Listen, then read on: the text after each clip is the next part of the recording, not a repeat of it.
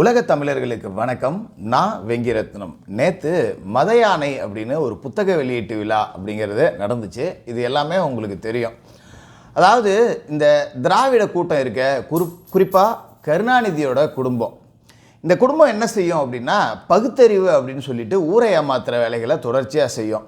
நாம் வீட்டில் சாதாரணமாக சரஸ்வதி பூஜைக்கு நோட்டு புத்தகம் பேனா இதெல்லாம் வச்சு நாம் வணங்கணும் அப்படின்னா உடனே இதெல்லாம் மூட நம்பிக்கை அப்படின்னு சொல்லிட்டு இந்த கருப்பு சட்டை கபோதிங்களை கூட்டிக்கிட்டு துணைக்கு இவங்க கதற ஆரம்பிச்சிருவாங்க. ஆனால் இவங்க எழுதாத பேனாவுக்கெல்லாம் செலவைப்பாங்க. இவர்கள் செய்யக்கூடிய ஜோதிட பரிகாரங்கள் அப்படிங்கிறது ஒரு வைதீக பிராமணன் இருக்கான் பார்த்தீங்களா, அவன் செய்யக்கூடிய அதை விட பயங்கரமாக பரிகாரங்கள் ஜோதிடம் அப்படின்னு இவர்கள் அதன் பின்னாலேயே ஓடுவாங்க. அந்த வகையில் நேற்று இந்த மத யானை அப்படிங்கிற புத்தக வெளியீட்டு விழாவில் முதல்வர் ஸ்டாலினுக்கு ஒரு பரிசு அப்படிங்கிறது கொடுக்கப்பட்டுச்சு. அது என்ன அப்படின்னா, தேசிய கல்விக் கொள்கை அப்படிங்கிறது ஒரு மத யானையம். அதை ஸ்டாலின் அடக்கிடுவாராம். அந்த மத யானை அடக்கிறதுக்காக ஸ்டாலின் கையில் ஒரு அங்குசம் அப்படிங்கிறது ஒரு நினைவு பரிசு மாதிரி நம்ம கல்வி அமைச்சர் அன்பில் மகேஷ் பொய்யாமொழியால் கொடுக்கப்பட்டுச்சு. இது மத யானை புத்தகம், அதுக்காக ஒரு பரிகாரம் அப்படிங்கிற மாதிரி ஏதோ அந்த தேசிய கல்விக் கொள்கையை ஸ்டாலின் அப்படியே கிழிச்சிருவார் அப்படிங்கிற மாதிரி கொடுத்தாங்க. இதுக்கு பின்னாடி ஒரு ஜோதிடர் சொன்ன பரிகாரம் அப்படிங்கிறது இருக்குது. உங்களுக்கு தெரியும், முதல்வர் ஸ்டாலின் அவர்களோட மனைவி துர்கா அவர்கள் கோவிலாக சுற்றுறதுல பயங்கரமான ஒரு ஆர்த்தடாக்ஸ் ஃபேமிலி மாதிரி இருப்பார் அப்படின்னு சொல்லிட்டு கிட்டத்தட்ட இன்றைக்கி ஒட்டுமொத்த திமுகவையும் இயக்கிறதே அவர் தான். இன்னும் சரியாக சொல்லணும் அப்படின்னா திமுகவோட சசிகலா திருமதி துர்கா அம்மையார் அப்படின்னு சொல்லலாம். அவர்கள் பல ஜோதிடர்களை தொடர்ச்சியாக பார்த்துட்ருக்காங்க. காரணம் என்ன அப்படின்னா, இந்த டாஸ்மார்க் உள்ளிட்ட விவகாரங்களில் இப்போ குடும்பமே ஜெயிலுக்கு போக வேண்டிய ஒரு சூழல் அப்படிங்கிறது இருக்குது. என்னடா பண்ணுறது, மௌனும் ஜெயிலுக்கு போயிடுவான் போல இருக்கே, வீட்டுக்காரரும் ஜெயிலுக்கு போயிடுவார் போல இருக்கே அப்படின்னு சொல்லிட்டு இவங்க ஜாதகத்தை கரைச்சி குடித்து ஊரில் உள்ள எல்லா ஜோதிடரையும் கூப்பிட்டு என்ன பரிகாரம் பண்ணலாம், ஏது பரிகாரம் பண்ணலாம் அப்படின்னு கேட்டதில் ஒரு பிரபல ஜோதிடர் அங்குசத்தை பரிகாரமாக கொடுத்துருக்காப்புல. என்ன இது அப்படின்னு நீங்கள் நினைக்கலாம்.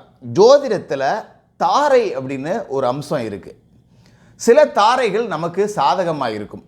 அந்த அடிப்படையில் முதல்வர் ஸ்டாலின் அவர்கள் மூல நட்சத்திரத்தை சேர்ந்தவர். இந்த தாரை அப்படிங்கிறது என்னன்னா, ஏதாவது ஒரு குறியீடுகளை நமக்கு சாதகமான தாரை குறியீடுகளை பக்கத்திலே வச்சுக்கிட்டு நாம் தினமும் அதை பார்த்துக்கிட்டே இருந்தோம் அப்படின்னா நமக்கு நன்மைகள் மட்டுமே நடக்கும் அப்படிங்கிறது ஒரு ஜோதிட நம்பிக்கை. நம்ம திராவிட மாடல் கருப்பு சட்டை கபோதிகள் வகைராக்கள் வாசையில் சொல்லணும் அப்படின்னா பகுத்தறிவற்ற செயல், மூட நம்பிக்கை இப்படி சொல்லலாம். ஆனால் மூட நம்பிக்கையில் மூழ்கி திளைக்கக்கூடிய குடும்பம் அப்படிங்கிறது கருணாநிதி அவர்களோட குடும்பம் தான். அதாவது ஸ்டாலின் அவர்கள் மூல நட்சத்திரம். மூல நட்சத்திரத்துக்கு அங்குசம் அப்படிங்கிறது சாதக தாரை. இப்போ இருக்கக்கூடிய அரசியல் சூழலில் இந்த சிறை, டாஸ்மார்க் உள்ளிட்ட வழக்குகளால் சிறை, அடுத்தடுத்த அமைச்சர்கள் ஆபாசமாக பேசுகிறது, வரக்கூடிய தேர்தலில் ஜெயிக்க முடியுமா அப்படிங்கிற சூழல் இருக்கிறது. இதை எல்லாத்தையும் பார்த்து ஏதோ ஒரு ஜோதிடம் கிளப்பி விட்டுருக்கான். நம்ம இந்த அங்குசத்தை டெய்லி வீட்டில் வச்சு பார்த்துக்கிட்டே இருந்தீங்க அப்படின்னா இந்த சாதக தாரை அப்படிங்கிறது உங்களுக்கு நன்மைகளை கொடுக்கும் அப்படிங்கிறது. இது மாதிரி 27 நட்சத்திரத்துக்கும் இருக்குது. கொஞ்சம் போர் அடிக்கும். 27 நட்சத்திரத்திற்கு உண்டான தாரைகளை சொல்லிடுறேன், அதை கேளுங்க. அதன் பிறகு இதை பற்றி நாம் தொடர்ச்சியாக பேசுவோம். அஸ்வினியில் தொடங்கி ரேவதி வரைக்கும் 27 நட்சத்திரங்கள் அப்படிங்கிறது இருக்குது. இதில் அஸ்வினி நட்சத்திரத்திற்கு குதிரை அல்லது குதிரை உருவத்தை நம்ம டெய்லி பார்த்துக்கிட்டு இருக்கணும். பரணி நட்சத்திரத்திற்கு மண் பாத்திரம், அடுப்பு, அப்படி இல்லைன்னா ஒரு முக்கோண வடிவம். கிருத்திகை நட்சத்திரத்திற்கு கத்தி, வால், அப்படி இல்லைன்னா ஹோமம், அப்படி இல்லைன்னா தீ ஜுவாலை. இதை எதையாவது நாம் தினம் பார்த்துக்கிட்டு இருக்கணும்.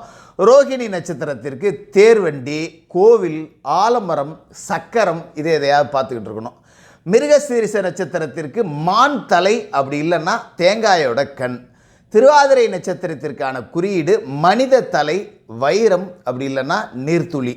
புனர்பூச நட்சத்திரத்திற்கு வில், அப்படி இல்லைன்னா அம்பு, அப்படி இல்லைன்னா ஏதாவது ஒரு பறவையோட கூடு.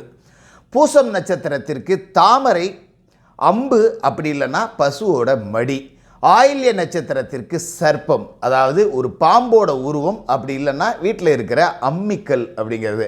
மகம் நட்சத்திரத்திற்கு பல்லக்கு, அப்படி இல்லைன்னா நம்மளுடைய கையோட கட்டை விரல். இதெல்லாம் நாம் தினம் பார்த்துக்கிட்டு இருக்கணும். அதே மாதிரி பூர நட்சத்திரத்திற்கு இரு கால்கள் சங்கு மெத்தை, உத்திரம் நட்சத்திரத்திற்கு கட்டில் கால்கள் அப்படி இல்லைன்னா மெத்தை, ஹஸ்தம் நட்சத்திரத்திற்கு கைகள் அப்படி இல்லைன்னா உள்ளங்கை, சித்திரைக்கு ஒளி பொருந்திய இரத்தின கற்கள், சுவாதிக்கு புல்லின் நுனி காற்றில் அசையும் தீபச்சுடர், விசாகத்திற்கு முரம் தோரணம் பானை அப்படி இல்லைன்னா வண்டி சக்கரம், அனுசம் நட்சத்திரத்திற்கு குடை மலரும் தாமரை வில் அப்படி இல்லைன்னா வளைவு போன்ற ஒரு ஆர்ச், கேட்டைக்கு குடை அப்படி இல்லைன்னா குண்டலம் அப்படி இல்லைன்னா ஈட்டி, மூலம் நட்சத்திரத்திற்கு அங்குசம்.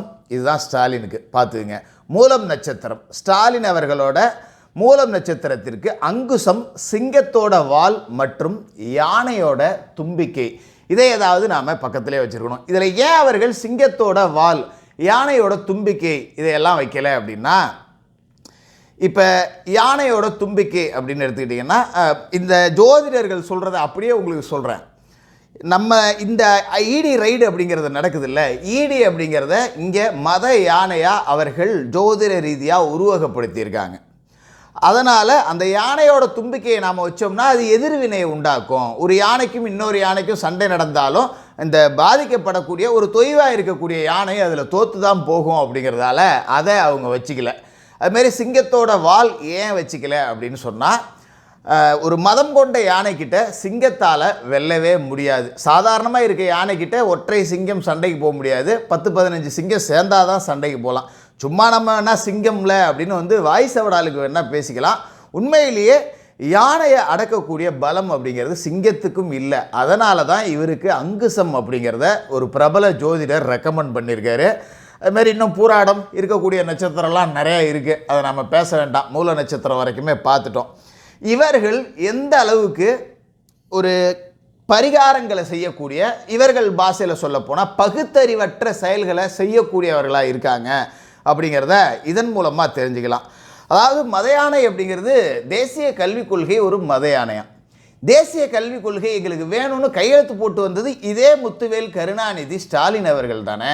அங்கே போய் கையெழுத்து போட்டு இங்கே நாடகம் ஆடக்கூடிய உங்கள் நாடக மாடல் வேலையை இன்னமும் செஞ்சுக்கிட்டு மற்றவனுக்கு பகுத்தறிவு பேசிட்டு உங்களோட மனைவி உங்களோட பிள்ளைகள் கோயிலுக்கு போவாங்க, உங்களோட மருமகன் திராவிட மாப்பிள்ளை போய் திருச்செந்தூரில் பக்தர்களை காக்க வச்சுட்டு சத்துரு சம்ஹார யாகம் அப்படிங்கிறதெல்லாம் நடத்துவார்.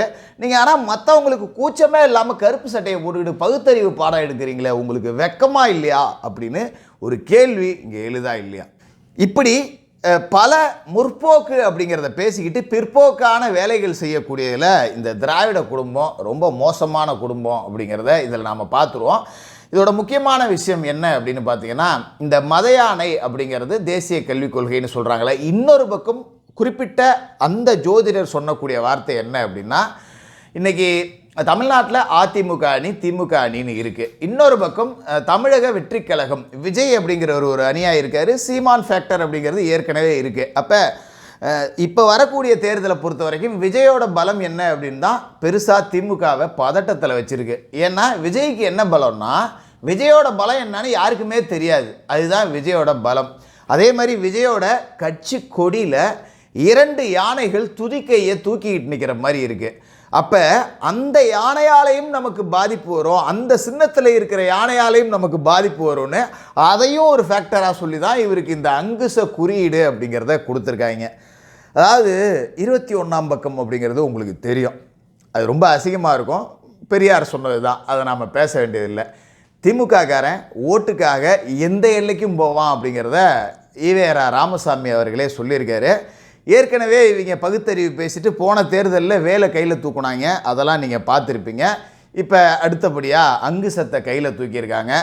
உங்களுக்கு ஒரே ஒரு விஷயம் மட்டும் நம்ம திராவிட திருவாளர்களுக்கு சொல்லிக்குவோம், மத யானையை அங்குசத்தால் அடக்க முடியுமா அப்படின்னு கேட்டால், அங்குசத்தை எடுத்து வாயிலேயே சுருட்டு போயிடும் யானை. அதுக்கு மதம் பிடிக்காத வரைக்கும் தான் யானை அப்படிங்கிறது அமைதியாக இருக்கும். அங்குசத்தை எத்தனையோ பாகம் வச்சுக்கிட்டே இருக்கானே, ஏன் சாகிறான்? இப்போ சமீபத்தில் திருச்செந்தூர் தெய்வானை 2 பேர்த்த போட்டு தள்ளிச்சே, அந்த பாகன்ட்டு அங்குசம் இல்லையா? அது என்னையா நீங்கள் ஆட்சி நடத்தும் போது சௌரியத்துக்கு திருடுவீங்க, இஷ்டத்துக்கு கொள்ளையடிப்பீங்க, உங்கள் இஷ்டத்துக்கு ஆட்டமாக ஆடுவீங்க, சட்டம் ஒழுங்கு சந்தி சிரிக்கும், எதையுமே பார்க்க மாட்டீங்க. ஒழுங்காக ஆண்டு கிழிக்கிற லட்சணம் நாறுது. இதை உருப்படியாக ஒரு சட்ட ஒழுங்கை காப்பாற்றுறதுக்கு துப்பு இல்லை. வெறுமனே மீடியாவை வச்சுட்டு விளம்பரம் மட்டும் பண்ணிக்கிட்டு அங்குசம் வச்சுருந்தா ஜெயிச்சிடலாம் அப்படின்னா, இந்த அங்குசம் பார்க்குற வேலை, ஜோதிடம் பார்க்குற வேலை, இதையெல்லாம் கொஞ்சம் ஓரம் கட்டி வச்சுட்டு இந்த மக்களை பார்த்துருந்தீங்கன்னா இன்றைக்கி அங்குசம் வாங்கக்கூடிய வேலை அப்படிங்கிறது உங்களுக்கு வந்திருக்காது. ஒரே ஒரு விஷயம் மட்டும் தெளிவாக சொல்லிக்கிறேன். யானை அப்படிங்கிறது மதம் பிடிச்ச யானை அப்படின்னு நீங்களே சொல்லிட்டீங்க. அங்குசத்தை தூக்கிட்டு கிட்டவே போயிடாதீங்க. மிதிக்கிற மிதியில் குடல் குந்தாடிலாம் வெளியில் வரும். உண்மையான மத யானை அப்படிங்கிறது தேசிய கல்விக் கொள்கையா அப்படிங்கிறது எனக்கு தெரியல. ஆனால் 2026 தமிழக வாக்காளர்கள் மதம் பிடிச்ச யானையாக தான் செயல்படுவாங்க. அங்குசத்தை தூக்கிட்டு போகாதீங்க. அடி தாங்காமல் ஓடுற மாதிரி ஆகிடும். தொடர்ந்து பேசுவோம்.